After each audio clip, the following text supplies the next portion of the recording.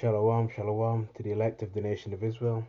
First of all the praises, honor, and glory is forever due unto Yahweh Bahasham, Yahweh Shai, Wa Baha Racha Kodash. Double honor to the elder apostles of the Great Millstone, GMS. Peace, blessings, and salutations to the Akim, pushing this gospel, this good news, the world over. Adawan Ratazah, which means Lord willing. So Lord willing, this lesson is edifying. And yeah, this is a quick, brief news update. All right. We see the war drums are beating, man. Okay, and the hammer of the whole earth, America.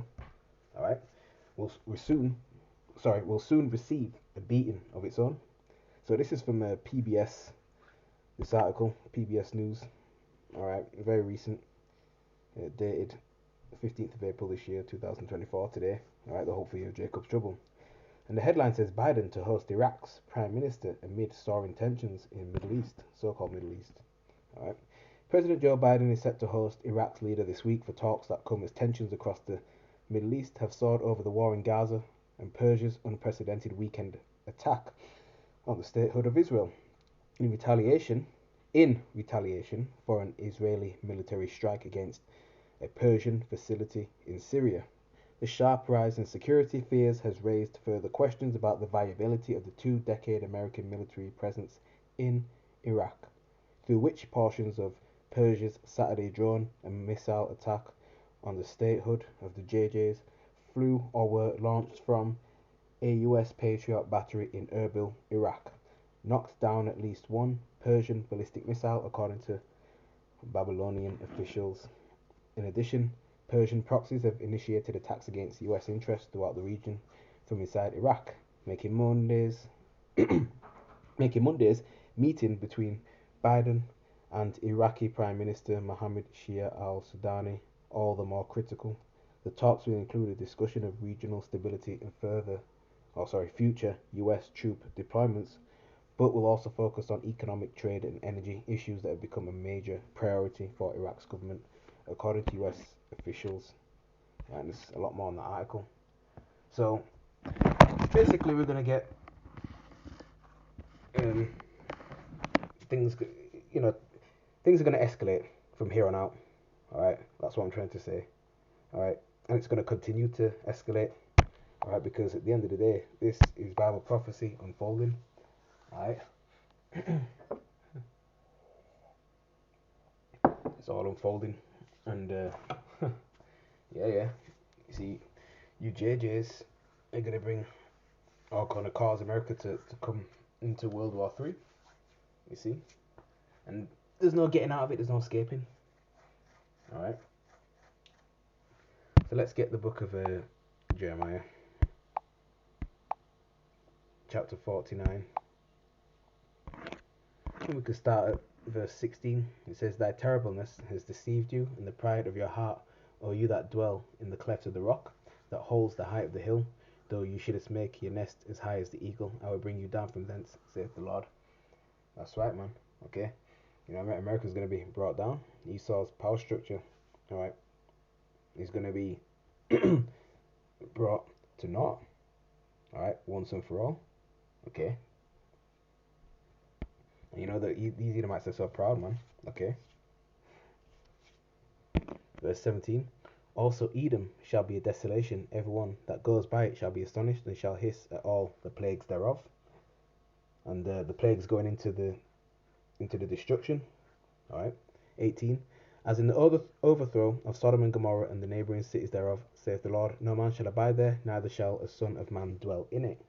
And once America is destroyed by thermonuclear destruction, it will never be inhabited again, but by desert creatures. All right. Once the fire dies down. All right. Laser beams from the chariots of the Lord, as well as the ICBM missiles from Russia, China, North Korea. All right.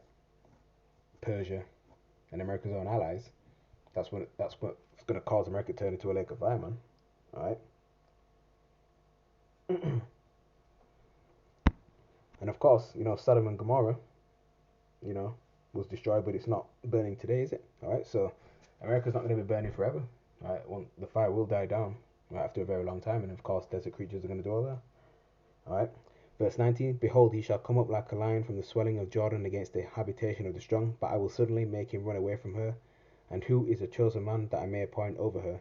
For who is like me, and who will appoint me the time? And who is that shepherd that will stand before me? We know that Yahweh Shemashah will come back with the angels, right, to take this devil out of power, right, and set up the Israelites, man. Okay, start with the elect. Okay, and the heathen, they're going to build up the kingdom of heaven. Okay, and we are not going to lift a Ross Clark finger, right, if you pardon my Mandarin. All right. Verse 20. Therefore hear the counsel of Ha-Adawan Yahweh, that he has taken against Edom, and his purposes, that he has purposed against the inhabitants of Teman. And Teman, the Germans today, right, who considered the wives of Esau, right? Temanites are one of the tribes of Esau, all right? Surely the least of the flock, and that's, you know, Teman, that's where, like, the wise figures, the wise minds, that's where they come from, okay? Surely the least of the flock shall draw them out, which are the JJs, 1948ers. Surely shall make their habitations desolate with them. Alright, so the Israeli and the Persian conflict is the catalyst that will, you know, pretty much, how do I say,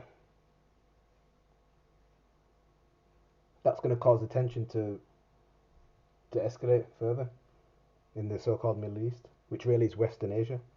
Alright, so basically, Persia is not pulling back. Alright.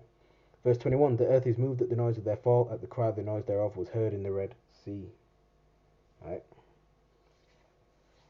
And, you know, World War III, there are all these nations going to be gathered, you know, in the Levant, alright, the Fertile Crescent, alright. And